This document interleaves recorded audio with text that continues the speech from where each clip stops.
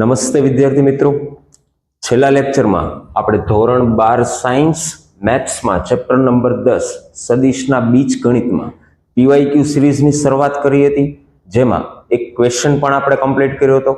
આજના લેક્ચરમાં એક નવો કન્સેપ્ટ અને એક નવા પ્રશ્નની આપણે શરૂઆત કરવાની છે કે જે જેઈ મેઇન્સ 2023ની પરીક્ષામાં પૂછાઈ ગયેલો પ્રશ્ન છે અને ખૂબ જ અગત્યનો કન્સેપ્ટ છે. અવારનવાર જેઈ મેઇન્સની પરીક્ષામાં આ કન્સેપ્ટ ઉપરથી પ્રશ્ન પૂછાતા આવેલા છે. તો વ્યવસ્થિત રીતે પ્રશ્નને તમારી બુકમાં લખતા જજો, તેનું સોલ્યુશન પણ લખતા જજો અને અવારનવાર આ પ્રશ્નની પ્રેક્ટિસ કરજો. તો શરૂઆત કરી આજના લેક્ચરની.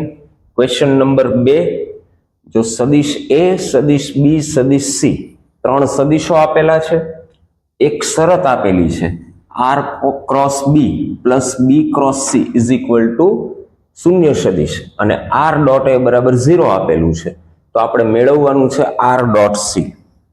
હવે સૌથી પહેલા મિત્રો પ્રશ્ન સમજો કે આ પ્રશ્નમાં શું કરવાનું છે. ત્રણ સદિશો આપણને આપેલા છે, બે શરત આપેલી છે અને આપણે મેળવવાનું શું છે? સદિશ r અને સદિશ સી નો ડોટ ગુણાકાર આ આપણે મેળવવાનો છે, બરાબર. તો સદિશ સી તો આપણને પ્રશ્નની અંદર જ આપેલો છે, તો એનો મતલબ તો એવો થયો કે આપણે સદિશ r મેળવવાનો છે અને સદિશ r મેળવવા માટે આપણને આ બે શરતો આપેલી છે, બરાબર છે. તો આપણે સદિશ r મેળવવાનો છે. તો સૌથી પહેલા તો મિત્રો આ શરતને આપણે સમજીએ. ખૂબ જ અગત્યની શરત છે અને શરત જુઓ ત્યાં જ તમને ખબર પડશે કે આમાં ક્રોસ ગુણાકારના ગુણધર્મનો ઉપયોગ કરવો પડશે. તો સૌથી પહેલા આપણે થોડીક સમજ ક્રોસ ગુણાકારના ગુણધર્મ વિશે લઈ લઈએ. તો તમારી બુકમાં લખતા જજો. માની લો કે જો આવી રીતે આપણને આપેલું હોય સદિશ એ ક્રોસ બી પ્લસ સી, આ એક ક્રોસ ગુણાકારનો ગુણધર્મ છે. સદિશ એ ક્રોસ બી પ્લસ સી, આવી રીતે બે સદિશનો ક્રોસ ગુણાકાર કીધો હોય તો આપણે આને કેવી રીતે લખી શકીએ? સદિશ એ ક્રોસ સદિશ બી પ્લસ સદિશ એ ક્રોસ સદિશ સી, આવી રીતે આપણે તેને લખી શકીએ છીએ. અને આ જે ગુણધર્મ છે તે ક્રોસ ગુણાકાર માટે વિભાજનનો ગુણધર્મ છે. ખૂબ જ અગત્યનો ગુણધર્મ છે. તમારી બુકમાં પહેલા આ ગુણધર્મ લખી લેજો. હવે આ ગુણધર્મમાં આપણે ડાબી બાજુથી જમણી બાજુ પણ લખી શકીએ અને જમણી બાજુથી ડાબી બાજુ પણ લખી શકીએ. એનો અર્થ એવો થયો કે જો બે સદિશોનો સરવાળો તમને આ રીતે આપેલો હોય એ ક્રોસ બી પ્લસ એ ક્રોસ સી, તો આમાંથી તમે સદિશ એ કોમન લઈ શકો છો, પરંતુ અહીંયા બંને જગ્યાએ સદિશ એ પહેલા સ્થાને આવે છે. તો જ્યારે તમે સદિશ એ ને બહાર લેશો તો સદિશ એ નું સ્થાન પણ પહેલા નંબરે હોવું જોઈએ. ફરી એક વખત સમજીએ. આ બંને સદિશમાં સદિશ એ નું સ્થાન પહેલા નંબરે છે, તો જ્યારે સદિશ એ આપણે બહાર લેશું તો એનું સ્થાન પણ પહેલા નંબરે રહેવું જોઈએ. શું કામ? તો કે આપણને ખ્યાલ છે કે એ ક્રોસ બી અને બી ક્રોસ એ બંને સમાન નહીં થાય. એ ક્રોસ બી બરાબર શું થાય છે? માઇનસ બી ક્રોસ એ થાય છે. આ પણ એક ક્રોસ ગુણાકારનો ગુણધર્મ છે. વ્યવસ્થિત રીતે તમારી બુકમાં લખી લેજો, બરાબર છે. તો જે સદિશ પહેલા સ્થાને છે એને આપણે પહેલા સ્થાને જ રહેવા દેશું. ક્લિયર? ચાલો, તો હવે શરૂઆત કરીએ આપણા પ્રશ્નની. તો સૌથી પહેલા આપણને જે શરત આપેલી છે ત્યાંથી જ આપણે શરૂઆત કરીએ. r cross B plus B cross C is equal to શૂન્ય સદિશ આ આપણને આપેલું છે. હવે વિચારો તો મિત્રો, અહીંયા r ક્રોસ બી એટલે કે સદિશ બી છે એ બીજા સ્થાને આવેલો છે અને અહીંયા બી ક્રોસ સી એમાં બી છે એ પહેલા સ્થાને આવેલો છે. તો આ નિયમ પ્રમાણે આપણે સૌથી પહેલા શું કરવું પડશે? અહીંયા બી સદિશનું સ્થાન ફેરવવું પડશે. બી સદિશ અહીંયા બીજા નંબરે આવેલો છે, તો આ કાઉન્સમાં પણ બી સદિશને બીજા સ્થાને આપણે રાખશું. તો આને કેવી રીતે લખી શકશું આપણે? r ક્રોસ બી પ્લસની જગ્યાએ માઇનસ કરી દેશું અને C cross B is equal to શૂન્ય સદિશ બી ક્રોસ સી બરાબર માઇનસ સી ક્રોસ બી. આ ગુણધર્મનો આપણે ઉપયોગ કરેલો છે અને ખૂબ જ અગત્યનો ગુણધર્મ છે. તો હવે બંને જગ્યાએ સદિશ બી નું સ્થાન બીજા નંબરે આવી ગયું, તો બી સદિશ આપણે બહાર લઈ શકીએ છીએ અને બી સદિશ કઈ રીતે બહાર લેશું? તો અહીંયા જુઓ, બી સદિશનું સ્થાન બીજા નંબરે છે, તો જ્યારે બહાર લેશું ત્યારે પણ એનું સ્થાન બીજા નંબરે જ રહેવું જોઈએ. તો અહીંયા આપણે સૌથી પહેલા લખીએ સદિશ આર માઇનસ સદિશ સી અને એનો ક્રોસ ગુણાકાર લઈએ સદિશ બી સાથે ઇઝ ઇક્વલ ટુ શૂન્ય સદિશ.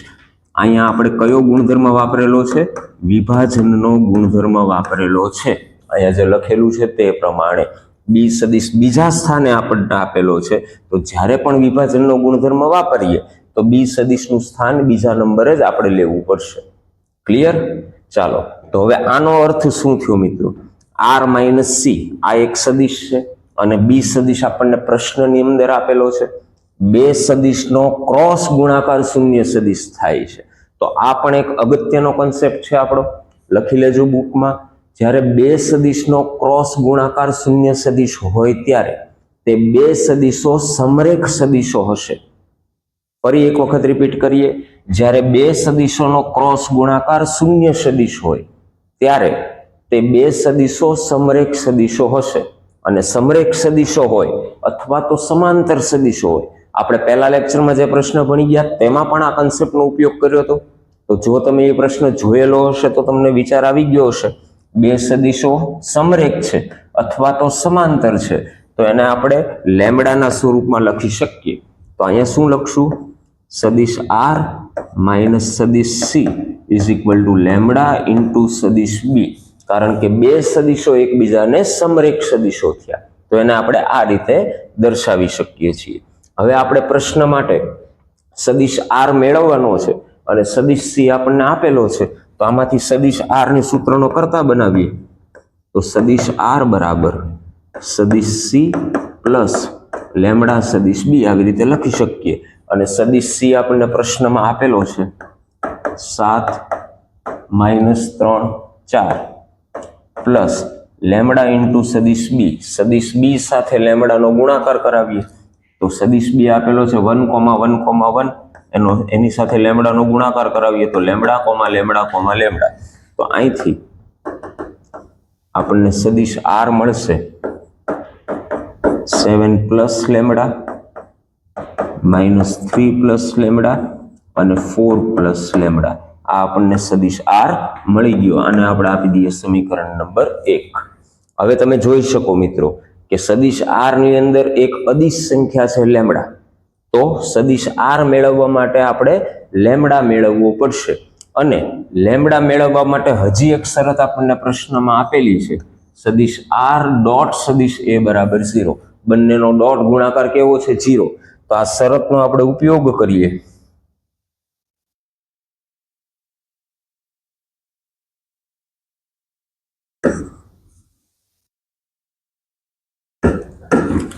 સદિશ આર ડોટ સદિશ એ બરાબર 0 આ શરત આપણને આપેલી છે.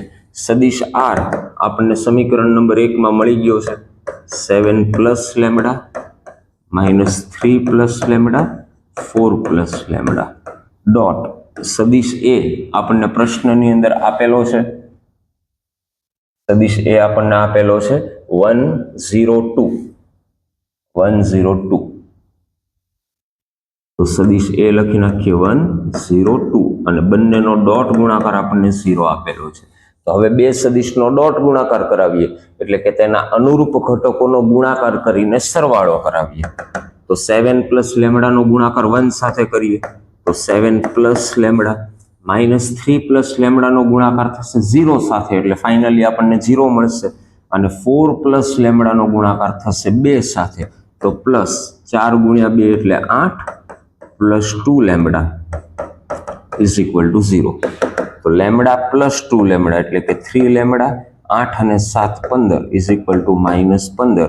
તો લેમ્ડાની કિંમત આપણને મળી જશે -15/3 એટલે -5. આ આપણને લેમ્ડાની કિંમત મળી ગઈ. અને લેમ્ડાની કિંમત મળી ગઈ તો આ લેમ્ડાની કિંમત સમીકરણ નંબર 1 માં મૂકીએ તો આપણને સદિશ આર મળી જશે.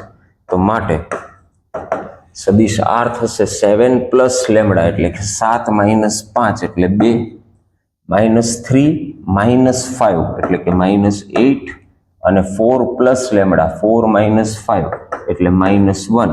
તો આ આપણને સદિશ આર મળી ગયું. બરાબર છે. ચાલો હવે પ્રશ્નમાં આપણી પાસે શું માંગેલું છે? સદિશ આર ડોટ સી આપણે મેળવવાનું છે. તો અહીંયા લખીએ. હવે સદિશ આર ડોટ સી બંનેનો ડોટ ગુણાકાર મેળવવાનો છે. સદિશ આર આપણને મળી ગયો 2 -8 -1 ડોટ સી સદિશ આપણને પ્રશ્નની અંદર આપેલો છે. સી સદિશ છે 7 - 3 અને 4. 7 - 3 અને 4 બંને સદિશનો ડોટ ગુણાકાર કરીએ તો 7 × 2 એટલે 14, 8 × 3 એટલે 24, પ્લસ 24 અને -4. તો 14 પ્લસ 24 - 4 એટલે 20. તો 20 ને 14 34 આપણો ફાઇનલ આન્સર હોવો જોઈએ. બરાબર, ચેક કરીએ ઓપ્શન. તો 34 એટલે કે ઓપ્શન નંબર એ આ જ આપણો ફાઇનલ આન્સર છે. ક્લિયર? ખૂબ જ સરસ દાખલો છે મિત્રો. તમારી બુકમાં વ્યવસ્થિત લખી લેજો અને અવારનવાર આ કન્સેપ્ટની પ્રેક્ટિસ પણ કરજો. વિભાજન સૂત્ર, ક્રોસ ગુણાકાર માટે અને ક્રોસ ગુણાકારની પ્રોપર્ટી અવારનવાર આ ટોપિક ઉપરથી જેઈ મેન્સમાં પ્રશ્નો પૂછાતા આવેલા છે. તો સરખી રીતે આની પ્રેક્ટિસ કરી લેજો. હજી પણ ઘણા બધા આપણે આવા પ્રશ્ન સોલ્વ કરવાના છે, જેનો વિડીયો ખૂબ જ ટૂંક સમયમાં તમારા સુધી પહોંચી જશે. Thank you.